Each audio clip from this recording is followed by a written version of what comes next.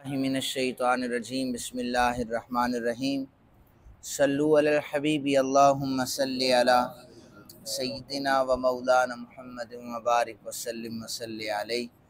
आयात लिखिए, मेरे साथ मिल के पढ़िए। बिस्मिल्लाहिर्रहमानिर्रहीम।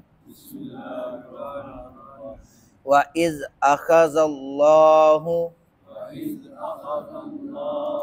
मीसाक़ल्लज़ीना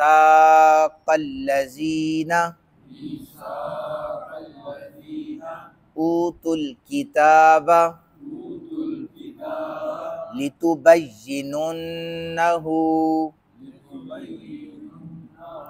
लिन्नासि वला तक्तुमूनहु फनबज़ूहु वराअ ज़ुहूरिहिम वश्तरौ बिही समनन क़लीला फ़बिअस मा यश्तरून। ला तहसबन्नल्लज़ीना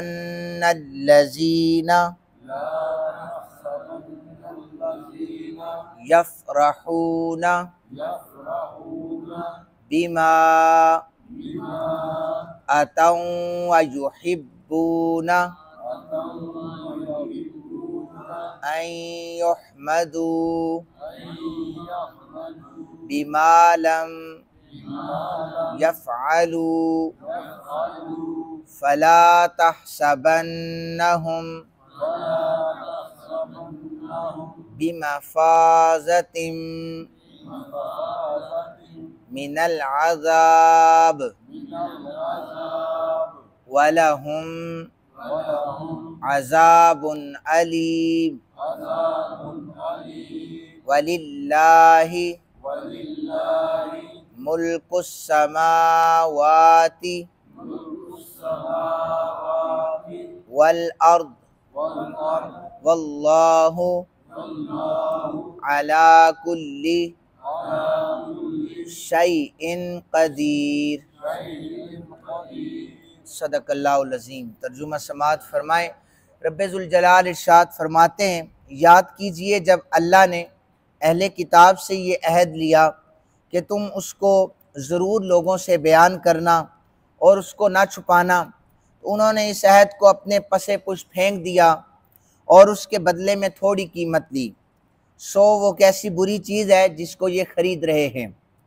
इनके मुतालिक हरगिज़ ना समझना, जो अपने कामों पर खुश होते हैं और जो पसंद करते हैं कि इन कामों पर उनकी तारीफ़ की जाए जो उन्होंने नहीं किए, उन लोगों के मुतालिक हरगिज़ ये गुमान ना करना कि वो अजाब से निजात पा जाएंगे और उनके लिए दर्दनाक अजाब है। आसमानों और ज़मीनों का मालिक अल्लाह ताला ही है और अल्लाह हर चीज़ पर कादिर है। ये इन आयात का तर्जुमा है। यहूद व नसारा की एक साजिश थी कि वो सैयद आलम सल्लल्लाहु अलैहि वसल्लम की जो शानें थी, जो फ़ज़ाइल थे, जो कमालात थे, वो तौरात में भी थे, ज़बूर में, इंजील में भी थे। उनके उलमा हमारे आका करीम सल्लल्लाहु अलैहि वसल्लम की शानों को घटाया करते थे और वो छुपा लिया करते थे। यानी अगर कोई भी उनसे फ़ज़ाइल पूछता तो वो बदल कर फजीलत जो है, फजीलत के बजाय वो तनकीस का पहलू सामने रखकर बयान किया करते थे। इस आय मुबारका में रब्बे ज़ुल जलाल अपने पाक नबी सल्लल्लाहु अलैहि वसल्लम को तसल्ली भी दे रहा है कि आप परेशान ना हो, ये यहूद व नसारा ने पहले भी अंबिया के साथ यही हरकतें की हैं। इब्ने अब्बास रज़ियल्लाहु ताला अन्हुमा कहते हैं कि नबी अकरम सल्लल्लाहु अलैहि वसल्लम ने यहूद को बुलाया, ये इस आय मुबारका का शान नज़ूल है। उनसे किसी चीज़ के मुतालिक सवाल किया, उन लोगों ने उस सवाल को जो जवाब था वो छुपा लिया और किसी और चीज़ की खबर हुजूर को दे दी कि तौरात में ये लिखा हुआ है। अब वो खुश थे कि हमने बड़ा कमाल कर दिया है गलत बात बताकर। तो हज़रत इब्ने अब्बास कहते हैं ये आय मुक़द्दसा नाजिल हो गई कि अहले किताब से तो अल्लाह ताला ने याद लिया था कि जो चीज़ें तुम्हें पता होंगी वो आगे बताओगे, उन्हें छुपाओगे नहीं। उन्होंने अहद लेने के बाद अहद शिकनी की तो उनका ठिकाना जो है वो जहन्नुम की वईद सुनाई गई, उनका ठिकाना हमेशा के लिए दोज़ख है। इल्म छुपाने के हवाले से भी यहाँ पर मुफस्सिरीन ने लिखा है, हदीस मुबारक है, हज़रत अबू हुरैरा इस हदीस पाक के रावी हैं, फरमाया कि जिस शख्स से किसी चीज़ के इल्म के मुतालिक सवाल किया गया उसने उसे छुपाया तो क़यामत वाले दिन उसके मुंह में आग की लगाम डाली जाएगी। जिसके पास इल्म है और वो आगे फैलाता नहीं है।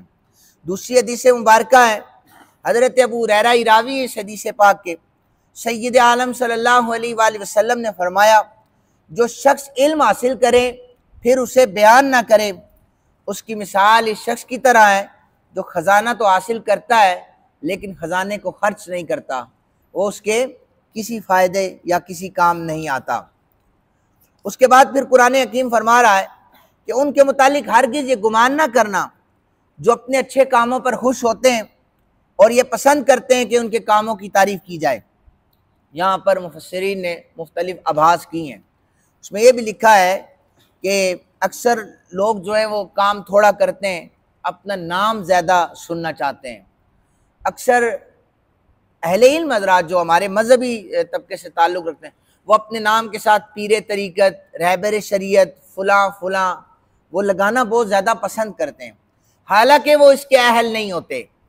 और हमारा एक तबका नकीब महफिल की सूरत में भी माशाल्लाह से आ गया है, जो बुलाने से पहले बंदे को आसमान पर पहुंचा कर ही छोड़ता है। वो फिर खतीब साहब ज़मीन पे आने में टाइम लगाते हैं ना, फिर तो वो इल्म जब ज़मीन पे आएंगे तो बयान करेंगे, तो जब ज़मीन पे आएंगे तो लोगों को भी समझ आएगी, तो इसलिए फिर लोगों को भी कम समझ आती है, चूँकि वो तो आसमान की बुलंदियों पर चले जाते हैं। चूँकि पीरे तरीक़त फिर हम जैसा तो नहीं होता, हमसे अफजल और आला होता है ना, तो इसलिए बस अल्लाह ताला हमें आम इंसानों में रखे और कुरान की समझ भी अता फरमाए। फरमाया ये थोड़े कामों पर खुश हो जाते हैं, तो ये थोड़ा सा काम है और ये काम करते नहीं हैं, अपनी तारीफ सुनना चाहते हैं। और बल्कि इसमें वईद है कि ऐसा शख्स जो अपनी सिर्फ तारीफ सुनना चाहता है वो अल्लाह के अजाब से डरे। काम थोड़ा करके तारीफ सुनना चाहते हैं, मैं आगे हदीस मुबारक सुनाता हूँ। लेकिन फरमाया ऐसा शख्स जिसको अपनी नेकी से खुशी हो रही हो और बुरे काम से बच जाने पर भी वो खुश हो रहा हो कि अल्लाह ने मुझे बुरे काम से बचा लिया है, यही कामिल बंदे की निशानी है, यही कामिल बंदे की निशानी है। फरमाया कि इस हदीस मुबारक को हज़रत अबू हुरैरा ने रिवायत किया है। ये ज़रा सुनिएगा, पहले भी शायद सुनाई है। क़यामत वाले दिन अल्लाह ताला 3 अशख़ास को कटहरे में लेके आएंगे। और आप ये भी साथ में बताऊं कि जब आग जलाई जाती है ना, तो लकड़ियों को पहले हमारे गांव में वो कागज़ या शापर या मिट्टी का तेल वो डालकर आग जलाई जाती है। अभी जहन्नुम की आग शुरू नहीं की जाएगी, 3 अशख़ास को बुलाया जाएगा। सबसे पहले कारी कुरान को बुलाया जाएगा, उसको ये पूछा जाएगा। अच्छा, सारी उम्मतें अल्लाह वादा उलम यज़ल के सामने 2 जानू होकर बैठ जाएंगी, जैसे अत्तहियात में बैठते हैं इस तरह बैठी होंगी। अब बुलाया जाएगा हाफिज़ कुरान को, कारी कुरान को, उससे पूछा जाएगा कि मैंने तुझे इल्म दिया था जो मेरे रसूल पाक सल्लल्लाहु अलैहि वसल्लम के कल्ब अथर पर नाजिल हुआ था, वो इल्म तुझे भी अता किया था, तूने उस इल्म के मुताबिक क्या अमल किया है? वो कहेगा मैं दिन रात कुरान पढ़ता था और पढ़ाता था। अल्लाह ताला फरमाएगा तू झूठ बोल रहा है। फरिश्ते कहेंगे मालिक ये झूठ बोलता है। अल्लाह ताला फरमाएगा तेरा इरादा ये था कि फलां फलां शख्स तुझे कारी कुरान कहे, सो लोगों ने कह दिया, लिहाजा तू लोगों को दिखाना चाहता, लोगों ने कह दिया, तारीफ पर खुश होना चाहता था, फरिश्तों उसे उठाओ और जहन्नुम में जाकर फेंक दो। एक मालदार को बुलाया जाएगा, पूछा जाएगा कि माली वुसअत तुझे अता की थी, अपने माल को कहाँ खर्च किया है?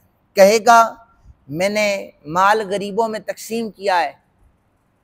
तो अल्लाह ताला फरमाएंगे तुम झूठ बोल रहे हो, तुमने गरीबों में इसलिए तकसीम नहीं किया कि मैं और मेरा रसूल राजी हो जाएं, तुमने इसलिए तकसीम किया है कि बंदों में तुम्हारी वाह वाह हो जाए, तुम्हें लोग जवाद कहें, सखी कहने लग जाएं। फरिश्तों ये झूठ बोलता है, इसे उठाओ और जहन्नुम का ईंधन बना दो।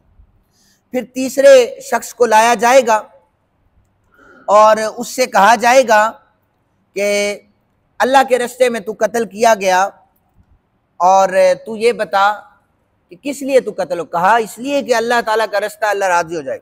कहा इसलिए नहीं, बल्कि तुझे इसलिए तूने जिहाद किया है लोग तुझे शहीद कहे, लोगों में तेरा नाम हो जाए, इसलिए लोग तुझे बड़ा कहें। लिहाजा फरिश्तों, इसका इरादा गलत था, लोगों ने इसकी वाह वाह कर दी है, इसे उठाओ और जहन्नुम का ईंधन बना दिया जाए। हजरत अबू हुरैरा कहते हैं सबसे पहले यही वो 3 अशखास होंगे जिनसे दोज़ख की आग को भड़काया जाएगा। ये 3 अशखास होंगे।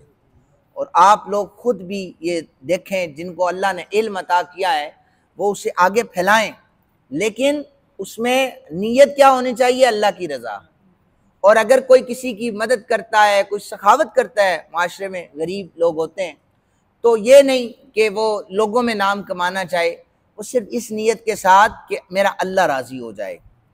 और फिर तीसरे नंबर पर अगर कोई अल्लाह के रास्ते में निकलता है तो वो भी ये ना कहे कि लोग मुझे क्रेडिट देंगे, वो भी ये कहे कि क्रेडिट मुझे अल्लाह की बारगाह से मिलेगा।